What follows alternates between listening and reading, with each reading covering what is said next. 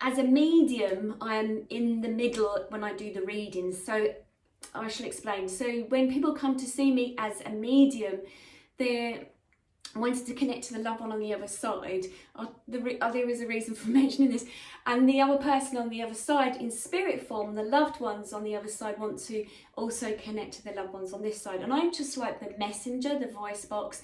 I hear the information because I'm tuned in. I've worked with it. I know how it works. And then so I tune in and I listen to what they have to say to me, or what I'm feeling from the loved one on the other side, and then I connect to the loved one who's sitting on the screen with me now these days, or before in person that I see them. Now the reason for mentioning is because they have given me lots of information. So for instance, you know, with one of my loved ones who has passed over at the moment, yes, it's still very raw for me, and as a medium I'm stepping back at the moment because of who I am at the moment and where I'm emotionally with that. But I'm aware when you know, our soul does leave our vessel, our body is very, very different. You know, they're no longer in pain, they're not going through what, you know, what made them pass over or helped them to pass over. They're very separate from that, and they're on the other side. And normally they want to reach out, and I sort of bridge the gap from the different realms, the different dimensions, so, and to help the loved one on this side.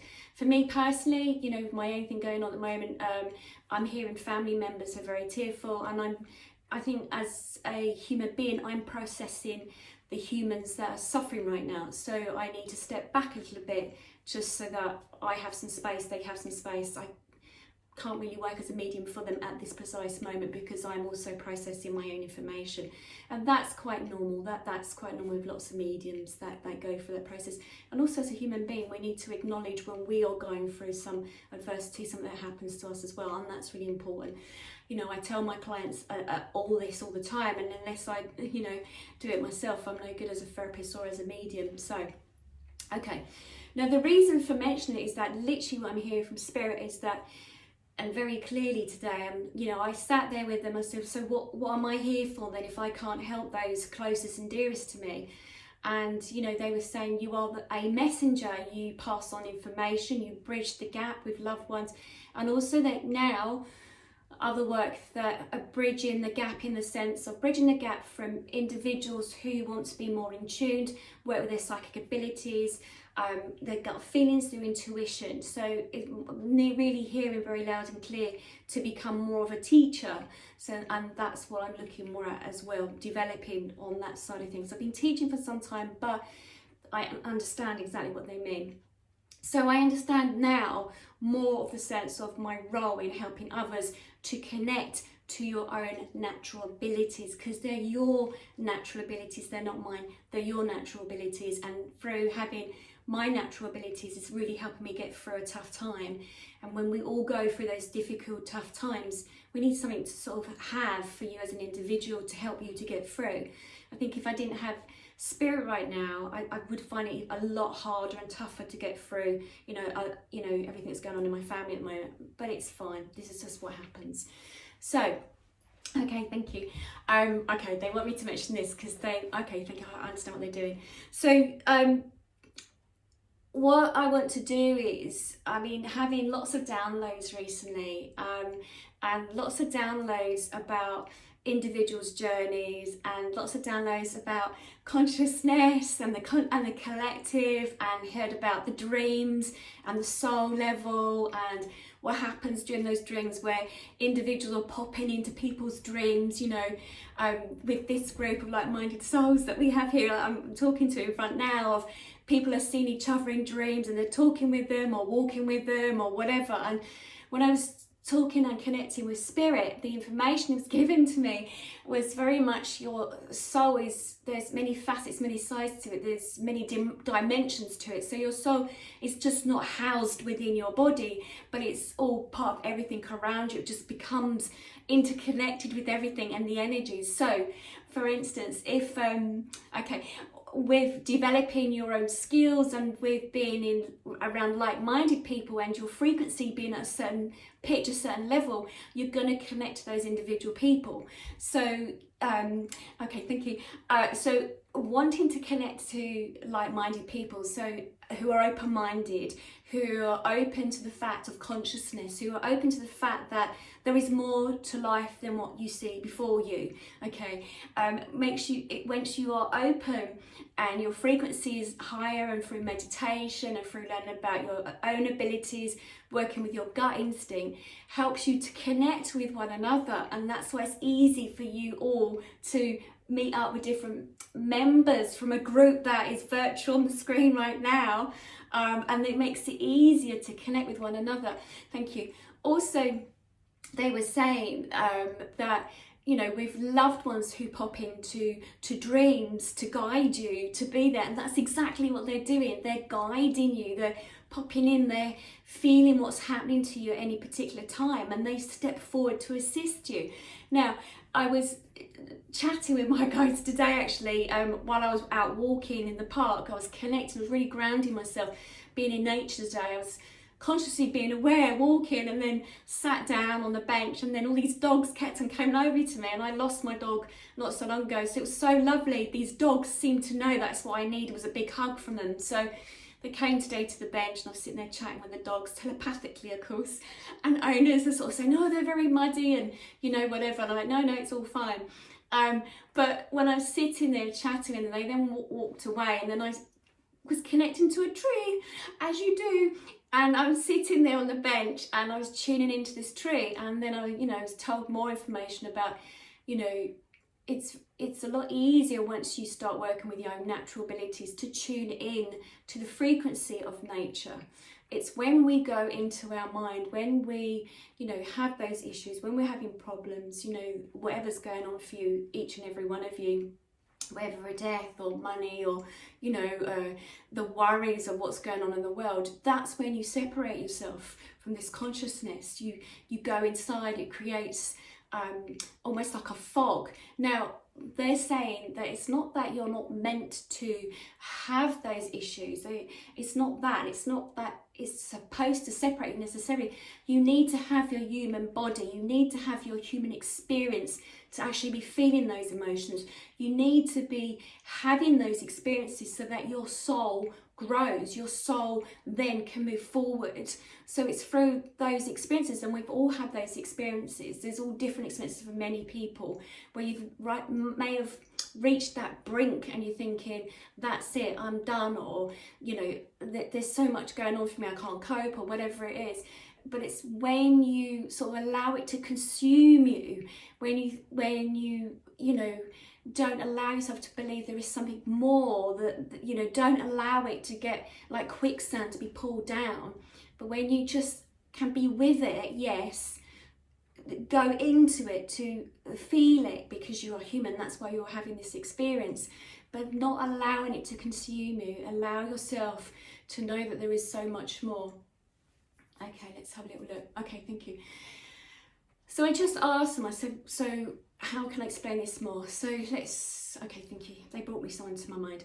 So as a psychic medium, as somebody who works with spirit, during a client recently, doing a one-to-one with them, I was sitting with her, and again, she came to me to see me as a medium.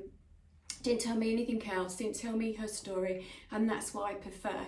And I sat with her, and then there was this deep unhappiness within her, and I could feel it. Now, this client's all the way in America, and I could feel this, there was something going on for her.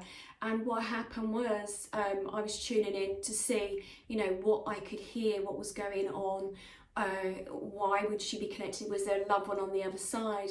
And what happened was, there was this energy of this a tall young man that I could feel coming in, and I didn't know exactly at the beginning of the conversation, but what had happened was, as we were talking and communicating, he was really sorry, just kept saying, I'm very sorry, I'm really sorry. And he was a little bit far back, and as a medium, it's our job, our work to sort of, to say, you know, come forward, how can we assist, you know, what's going on, because I didn't know the story that how he'd passed at the beginning. And he was a little bit standing back. So I said to this woman, I said, I think this could be your son. And I looked at her, and her son, he must have been about 21, 22, something like that. And she looked at me and she said, it probably is my son. And I looked at her and I said, he's asking permission to come through. He says he's really sorry. And I remember it now as a mother very clearly, because I remember it was a very tearful sort of reading. And she said, no, it's fine, he can come through, bring him forward. So I asked him to step forward a little bit closer, and he kept on saying, sorry, I'm so sorry. And I spoke to him and I said, are you okay? Because he's on the other side. And he said, yes, I'm okay. I'm sorry. Can you tell my mum I'm so deeply sorry? So I said to her, he says he's really sorry. And I looked up possibly how he might have passed over. And it was a drug overdose. He'd been using alcohol and drugs together. And she said it broke her heart. Now, it happened 3 years since when I spoke to her a couple of weeks ago. And she said, but I haven't let go of him. And in spirit, he was not feeling any pain from his own vessel, his own body, and where he was at peace. But he could still feel that through working with me as a medium, he could still feel that she was in this state of pain and this tearfulness, and I felt so heavy, and she hadn't realised that she spent 3 years in her mind still replaying everything over and over again, and she seemed to be stuck. And him coming through her spirit, he wanted to just assist her. So he was part of her energy stream. He was picking up her energy vibes, her energy from Earth, this Earth plane, but he was elsewhere in the universe with the collective. But he could still pick that up with her, and that energy frequency, he wanted to step forward to assist her. Well, after the hour, we were sitting talking and chatting, and when he finally left, he only decided to leave because he could feel her energy rising up. He could feel that she had made this connection with him. Everything that I was bringing forward about how they would have dinner every night as a family, and they would still leave his chair there and still would put a plate for him, and they would still talk about him as if he was there, which actually helped as well. The reason for bringing that up was because our energy as a human being, we go through those individual experiences. And when the loved one passes over, it's as if because they don't have that physical self, they're not feeling that pain. They've left, but they're around in the energy. They're around, so sitting down on a bench today, I could have quite easily, and no doubt my gran probably popped in to put her arms around me today as I sat there, and no doubt, that's why all the dogs were guided to me to be by my side to comfort me. So just making you aware energetically of where your energy is and what's going on. It's like this magnet that comes in, that magnet that brings in towards you. Now, I'm going to tell you this other story. There's 2 other little short ones so that you know how important it is about your own energy, where you are, and learning those abilities of being intuitive, psychic, or working with your gut feelings. So I had a lovely lady the other day, and so this lady came to me, and I didn't know at the time, but she was sitting at a table and she was sitting at a carvery chair, so it had arms on it, and I didn't know that, I couldn't see that. And also there were some cats on the table with her, on the dining table. Again, I couldn't see that at all, but I could feel there was other energies around her. And what happened was, she just said, can you go see who, what are they up to, this person's name? And it was a man's name, so it could have been anyone to her. And I checked in with the energy, and I asked, I said, is there anyone there now? Where are my guides? They're my teams. They're like runners, on a film set. And I asked them to go check out, is there anyone there? And they brought me forward this man, and he was so excited that he could come through and he had someone to talk to. Now, she didn't tell me any information about him at all. And she said, I want to know what he's doing on the other side. And I was like, I don't really get asked that question a lot, to be honest, a few times. So I actually went back to him. I said, what are you doing on the other side? Can you show me? Can you make me aware? Now, I don't know how many people have watched Harry Potter, but So what he was showing me was that he loved reading newspapers, the Telegraph, the Guardian, but especially the Telegraph and the Times when he was alive, and he'd only passed over for a short time. And I could feel these big newspapers, and I could hear the rustling, and I could feel him flicking it over and stuff. Very intelligent man. And then he was showing me the newspaper, and I just couldn't work out what he was trying to say to me. I knew that's what he did when he was living. And then I said that to her, and she said, oh yes, that's what he would have done. And I went, but he wants to tell you something else, something that might help you to understand something. So she said, yes, go on then, dear. So I said to her, I said, have you ever watched Harry Potter? She goes, oh, that's my favourite film. And this lady's in her 80s and everything. I was like, oh, fantastic. I said, he's showing me a newspaper where the pictures on the outside or within the newspaper, as in Harry Potter, where they move around, he's showing me that where he is, he's got like a cosmic newspaper. And so whenever anything's going on around the world, he sort of pops over there. So I tried to explain to her. So he was telling me, because he likes the fact that all the spirits actually love the fact that I've now got a map on the side of my wall, which is really busy when I sit there and tune into it. But I was sitting here and he was going, oh yes dear, I can pop over to there to see what's going on in that country. And he was talking to me about America, this English old guy was talking to me about America, and he was interested about the politics, and he was saying about, you know, what had happened there, and he could see what was going on. And he was telling me to tell his wife, and I was talking to her. But I said it was very much like they get so this is like what I'm hearing, okay? I can't vouch for anyone else, but this is what I heard. Like a cosmic newspaper that where they have the pictures, they move around like in Harry Potter, and that he can then, his body, well not his body, his soul, can go pop over there to actually have a look. So instead of having the TV, he could actually go to the country and stand in the background and see what's going on. And then he said, yes dear, he said, I often go to the House of Lords or the House of Commons or wherever it is, Parliament, and he said it's very quiet there at times. And I could feel that when he sat down, he was showing me to get up, he would use his knuckles to help him stretch up to get out of the chair. But I was aware of the leather seats underneath him and their buttonholes, so I knew that it was somewhere where it was like leather seats, whatever. And he said he was sitting there, and he was making me aware that sometimes he often sits there and falls asleep when he listens to what they're talking about, because they waffle on, he said. And he said he has to get up and use his knuckles, and she had said this is what he used to do.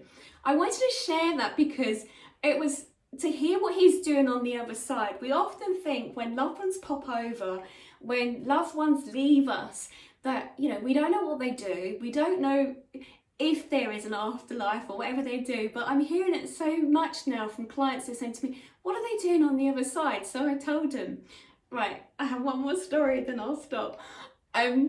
Oh yeah, and the cats, when I was talking to her, the cats were moving around, and I had a conversation telepathically with the cats, and they were telling me all these stories, and it was so, he was saying, don't leave the window open, dear. And she was saying, but I have to. And I said, oh, that's because of George, the cat, wanted the window left open so he could go in and out, so I had to have a word with George the cat. So anyway, right, sorry, another little story, because I think this is so lovely. This woman had come to me, I must remember not to say the name of the cat, and she said she had lost her cat, as in the sense the cat had passed over. And directly we started talking, the cat had come straight in. She'd sent me a photograph of the cat beforehand. The cat had come in and the cat was so pleased. But the cat had become like a counsellor to her. So the cat had passed, I think it was something like 5 or 6 years ago, but she would ask the cat at home if she'd lost her keys. She would say, where would my keys be? She'd say the cat's name, and the cat would sort of like indicate to her, or a word would drop into her mind, oh, go check there because that's where you left the cat and the keys. And so she'd go back to get the keys. So even from the other side, this cat was actually assisting its owner because they'd had such a beautiful relationship. But what she had noticed was the cat was stepping back, so she couldn't feel the cat around her so much. And I said, well, he's saying, I think he said the cat's name, he's saying that it's time now for this cat who's alive to now take his place. He wants her to step forward to guide you because she's there, she's living. And I also said to her that through the work that she's doing now, she was at a crossroads and said, you're going to do some healing with animals. And so that he wants to become your animal guide. He wants to work with you and you do healing. So it was so, we always, as I say, we wonder what happens on the other side. The reason for sharing that, and very much so that's come up in my mind today and working with Spirit and what they're telling me right now, is just so that working with your natural abilities, it stops you from separating yourself from the divine, from the universe. And then the divine and the universe can come in to assist you. So you all, each and every one of you has guides. You have loved ones on the other side.